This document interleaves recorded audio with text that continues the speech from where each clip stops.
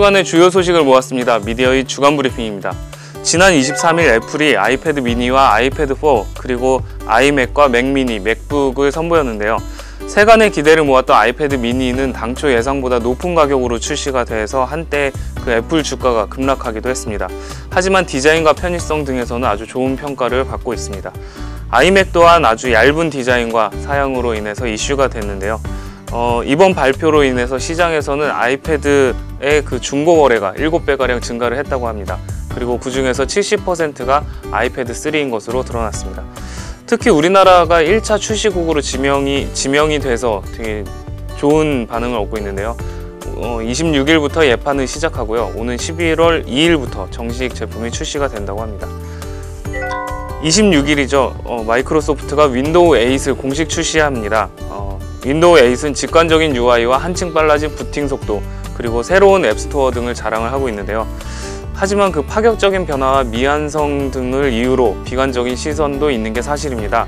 패러럴즈는 가상화상에서 애플리케이션과 데이터가 사라지기 때문에 안정화될 때까지 좀 업데이트하지 말고 기다리라고 경고를 했습니다.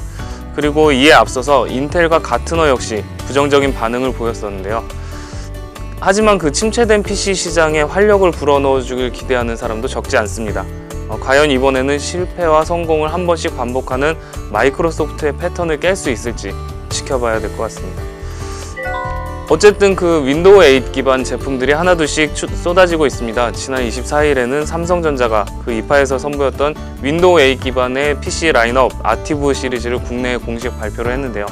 태블릿과 노트북을 합친 스마트 PC와 올인원 PC 그리고 태블릿 등을 선보였습니다. LG전자 역시 노트북과 태블릿을 합친 그 탭북 그리고 올인원 PC를 출시를 했고요.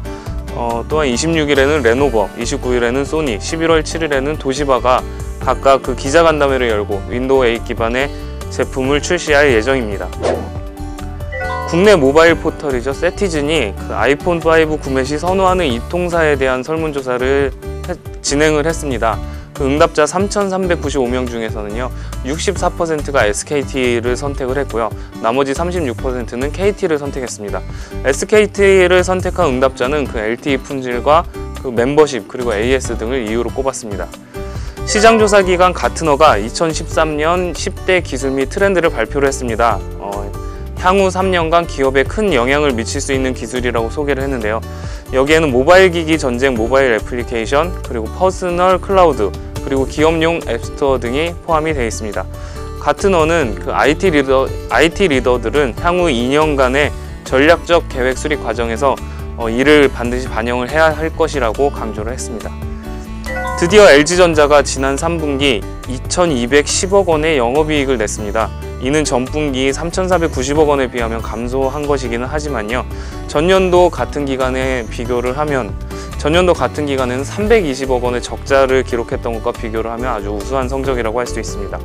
로이터는 그 지난 3분기에 의외로 스마트폰 판매 성적이 좋았기 때문이라고 분석을 했는데요.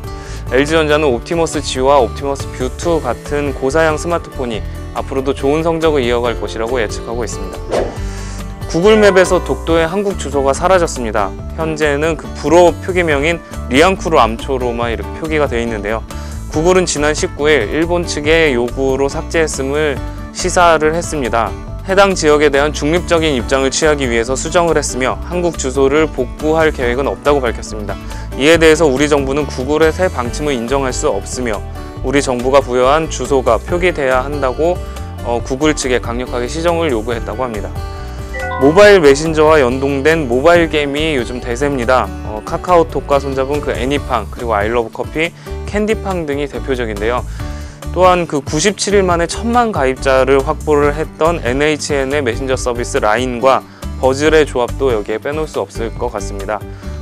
또한 그 다음이 마이피플을 통해서 이 대열에 합류를 하는데요. 지난 25일 다음이 모바게라는 게임 섹션을 열었고요. 총 9개의 게임 서비스를 시작을 했습니다.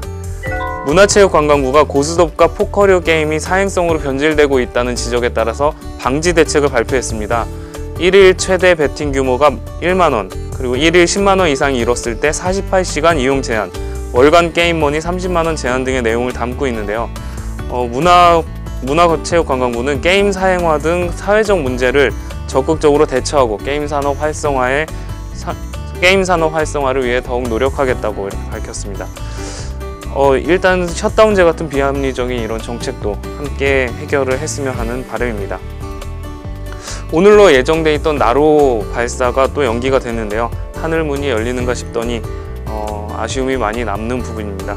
오늘 준비한 소식은 여기까지입니다. 지금까지 미디어잇 한만영입니다.